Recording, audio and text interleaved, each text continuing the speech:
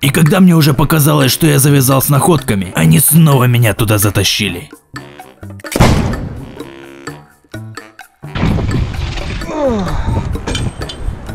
Майк из США бродит по городским улицам в поисках выброшенных ценных вещей и случайных сокровищ металлолома. Кстати, чтобы не палить бензин зря, Майк оставляет пикап неподалеку и ездит на велосипеде осматривать мусорные контейнеры.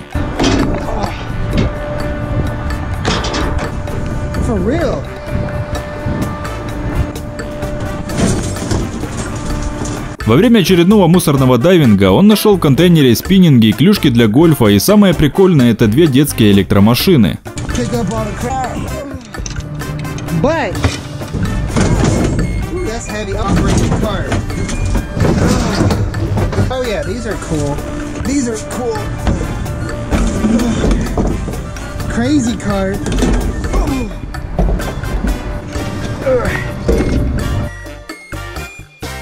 No gas, no nothing.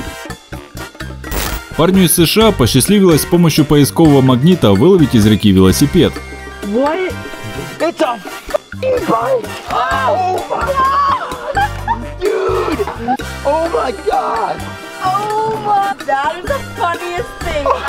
I told you I got something! А также достал разбитый iPhone. Oh, we got something! We got something, baby! Oh. What is this? Oh! И 2 инструмента, плоскогубцы и не то заклепочник, не то степлер, непонятно.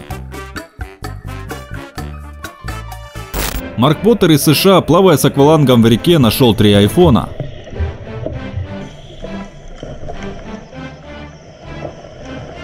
Один из телефонов был в небольшой сумке с карабином. На суше Марк увидел, что это был красный iPhone. Потом Марк нашел еще и Apple Watch.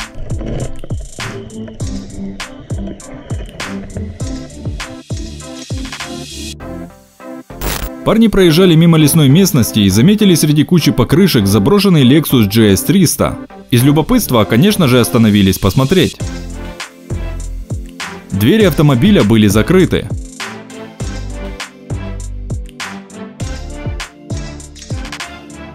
Салон был в отличном состоянии.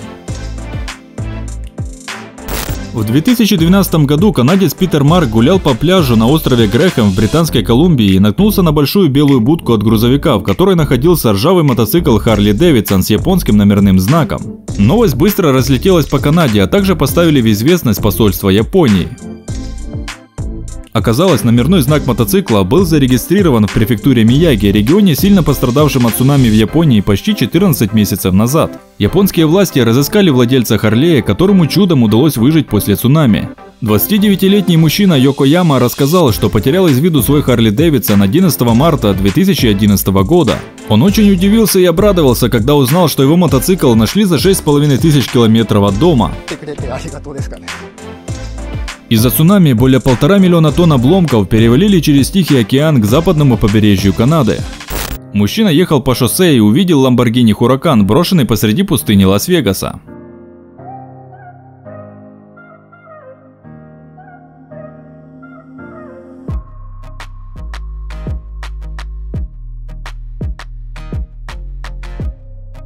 Видимо, Ламбо попала в ДТП и слетела с трассы, так как сработали подушки безопасности. Походу, машину еще не успел забрать эвакуатор.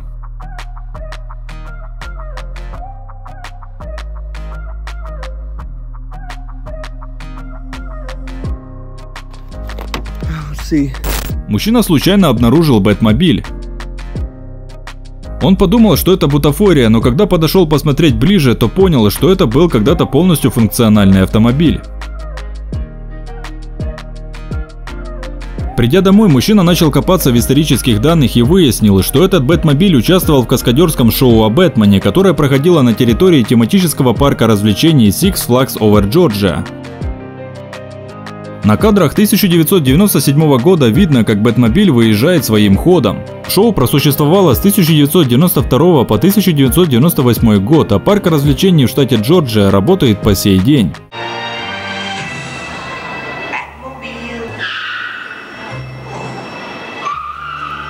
В В январе 2020 года в Новой Зеландии нашли реликвию железнодорожного прошлого, которую достали из грязи через 93 года после того, как ее в 1927 году списали и сбросили в реку Саутленд.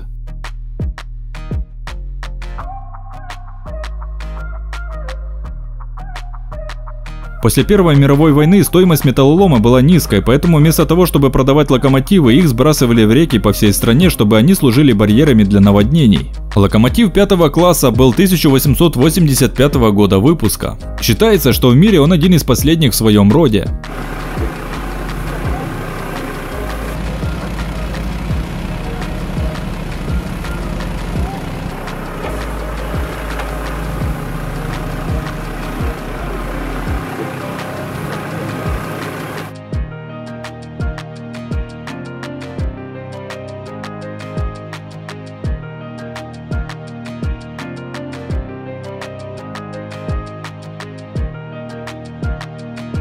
Поднять 32-тонный локомотив оказалось слишком сложной задачей, так как еще и тонны грязи застряли в корпусе, утяжеляя его.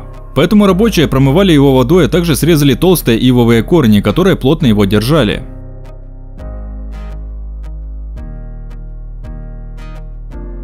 Спасатели испытали облегчение, когда подняли локомотив в воздух и поместили в кузов транспортного грузовика.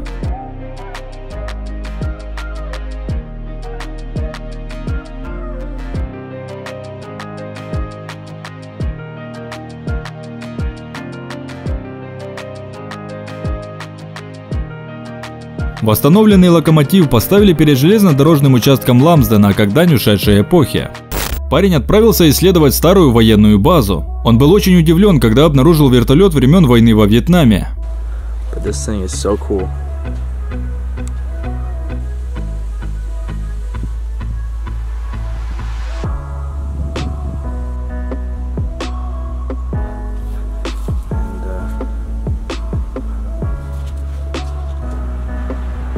Пройдя чуть дальше, глубже в лес, парень увидел танк.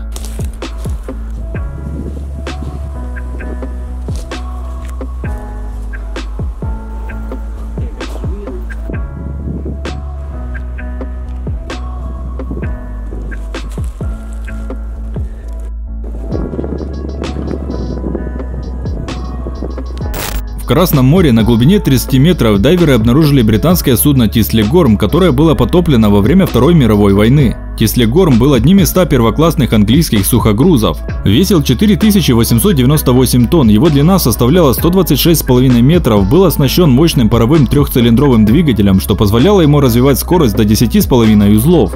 Тислигорм был спущен на воду 9 апреля 1940 года и являлся грузовым судном, предназначенным для перевозки военных грузов для британской армии. Для противовоздушной обороны он был оснащен легкой зенитной пушкой и противовоздушным 40-мм пулеметом. Тислигорм был задействован в секретной операции под названием «Крестовый поход». Поставленной перед сухогрузом задачей была доставка боеприпасов, снаряжения и техники для 8-й британской армии, насчитывающей 200 тысяч человек, которая располагалась в Египте и Восточной Ливии.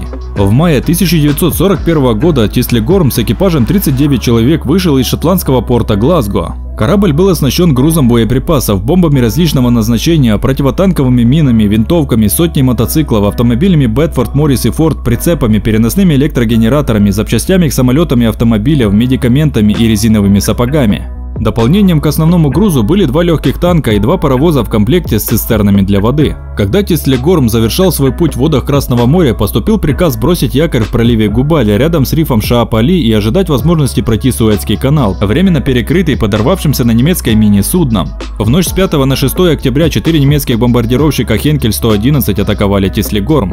Судно было поражено 2 бомбами в районе трюма номер 4. Взрыв был мощнейшим, поскольку бомбы спровоцировали взрыв котла и большей части находившихся на борту боеприпасов. Начался пожар, и переломившийся Тислигорм быстро опустился на песчаное дно. Капитан и экипаж были спасены сопровождающим судном Карлайл, но 4 моряка и 5 артиллеристов погибли при кораблекрушении.